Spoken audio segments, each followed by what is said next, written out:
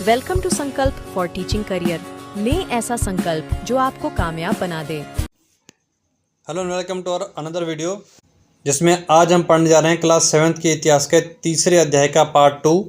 और पार्ट का नाम है दिल्ली के सुल्तान, जिसके पार्ट 1 में हमने क्वेश्चन नंबर 1 से लेकर के क्वेश्चन नंबर 5 तक कवर कर लिया था। आज हम करेंगे क्वेश्चन नंबर 6 से।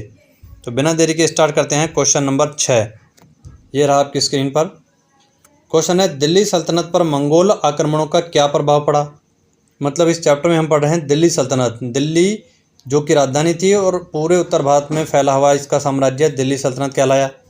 इस पर मंगोल जो कि मध्य एशिया का एक अलग साम्राज्य था, चाइनीज़ टाइप के लोग थे, उन्होंने आक्रमण किया था। तो उन आक्रमणों का दिल्ली सल्तनत पर क्या प्रभाव पड़ा, ये हमें इस आंसर में समझना है। आंसर में फर्स्ट पॉइंट है, चंगेज़ खां के नेतृत्व में मंगोलों ने 1219 में उत्तर पूर्वी ईरान में ट्रांस आक्सियाना, जिसे आधुनिक में अभी जो उसका नाम है वो उज्बेकिस्तान है, पर हमला किया। और इसके शीघ्र बाद ही दिल्ली सल्तनत को उनका धावा झेलना पड़ा। मतलब सबसे पहले तो 1219 में उन्होंने जो उज्बेकिस्तान है उस पर अटैक किया, फिर वहाँ से पार होकर के दिल्ली पर भी धावा बोला।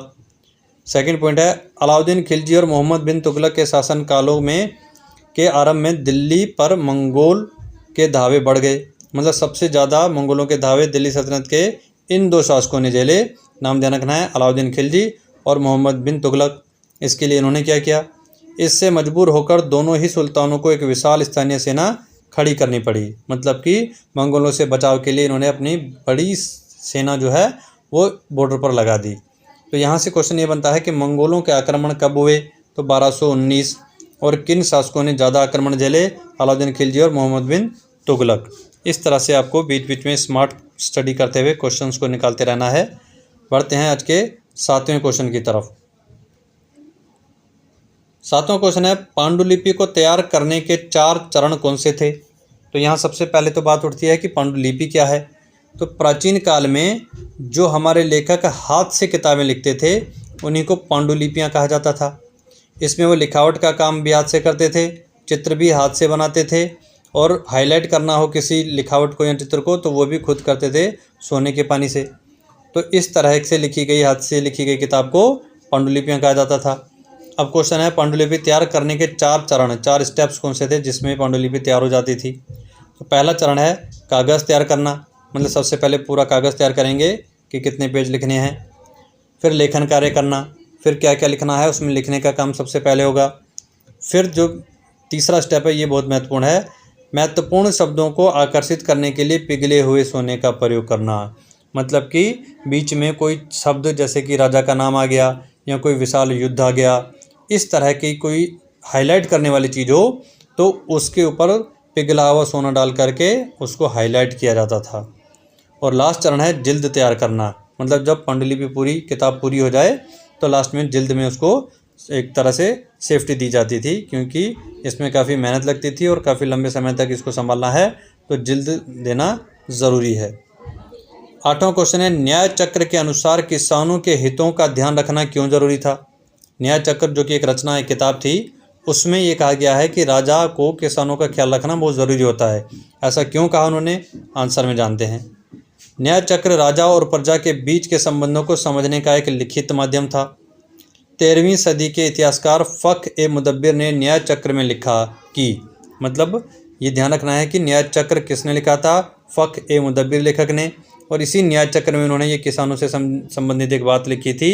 तो वो बात किया है वो भी हमें याद रखनी है और उसी से आंसर भी मिल जाएगा। तो उन्होंने लिखा ये था अपने न्याय चक्र में, राजा का काम सैनिकों के बिना नहीं चल सकता, सैनिक वेतन के बिना नहीं जी सकते, और वेतन किसानों द्वारा दिए गए राजस्व से आता है, इसलिए किसानों का ख्याल रखना जरूरी था। मतलब इन्होंने ये बताने की कोशिश की है कि कोई भी राजा बिना सैनिकों के अपना काम चला ही नहीं सकता, और सैनिक वेतन के बिना काम नहीं चला सकते, और वेतन कहाँ से आता है, किसानों द्वारा दिए गए राजस्व से। तो इसका मतलब है एक राजा का काम किसके बिना नहीं चल सकता, किसानों के बिना, इसलिए राजा को किसानों का ख्याल रखना बहुत ज़रूरी था।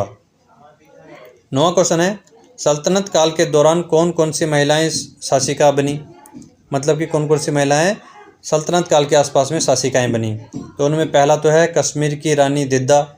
तो इसलिए ये भारत की महिला शासिका मतलब संपूर्ण भारत की महिला शासिका ना होकर के कश्मीर की थी। और जब क्वेश्चन आता है भारतीय इतिहास में पहली भारतीय महिला शासिका, मतलब एक तरह से पूरे भारतवर्ष पूरे साम्राज्य की जो शासिका बनी वो कौन थी? वो थी ये सल्तनत सुल्तान रज़िया, जो कि 1236 से 40 तक दिल्ली सल्तनत की शासिका रही। इसके अलावा एक और उदाहरण है आंध्र प्रदेश के काकतीय वंश की रानी रुद्रमा देवी, जो कि 1262 से 89 तक शासिका थी। तो ये कुछ इतिहास में नाम है जो भारत में शासिकाएं रही। यहाँ हमारे जो लॉन्ग आंसर्स हैं वो सारे क्वेश्चंस कंप्लीट होते हैं। अब इस चैप्टर में साइड में बॉक्स में या फिर डायग्राम्स में जो अन्य जानकारियाँ दी होती है जिनसे भी हमारे एक एक नंबर के क्वेश्चन बन सकते हैं गवर्नमेंट जॉब में, उन सब को हम वन लाइनर के तौर पर कर रहे हैं। तो वन लाइनर में पहला क्वेश्चन है भीतरी प्रदेश किसे कहा गया? तो इसका आंसर है किसी शहर के आसपास के वे इलाके जो उस शहर की आवश्यकताओं की पूर्ति करे।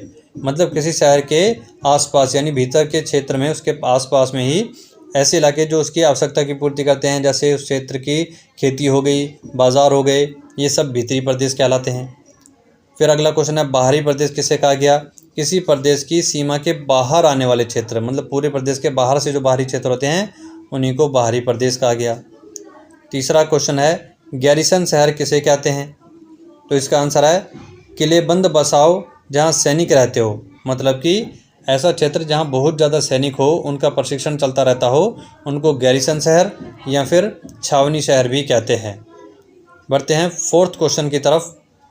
फोर्थ क्वेश्चन है मस्जिद का अर्थ है, मतलब यहाँ पर सिर्फ सेंटेंस के रूप में है लेकिन आएगा तो क्वेश्चन बन के ही ना, तो इसलिए हम क्वेश्चन फॉर्म में सारे पढ़ रहे हैं कि मस्जिद का क्या अर्थ हो सकता है।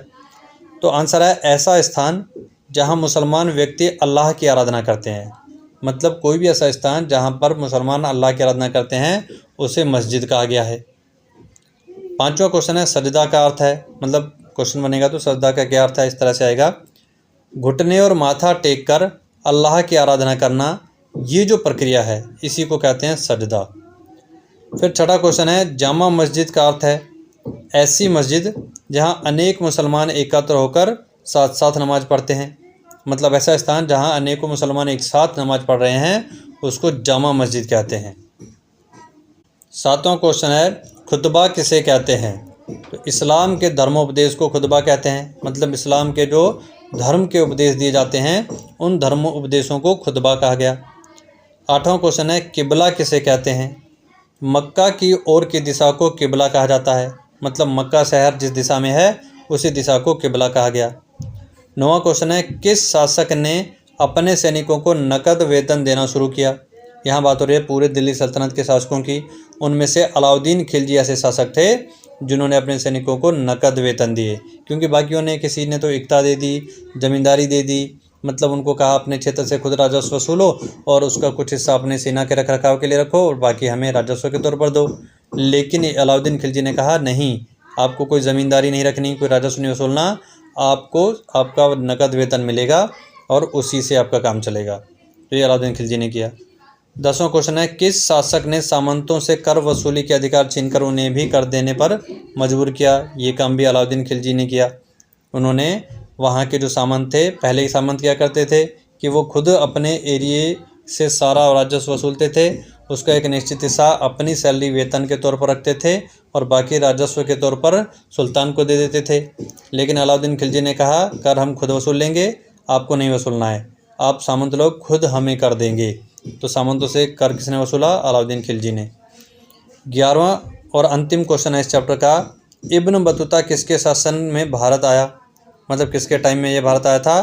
तो इब्न बतूता जब भारत आया था तो वहाँ शासक थे मोहम्मद बिन तुगलक। तो यहाँ वीडियो कंप्लीट होता है, मिलते हैं नेक्स्ट वीडियो में। Thanks for watching.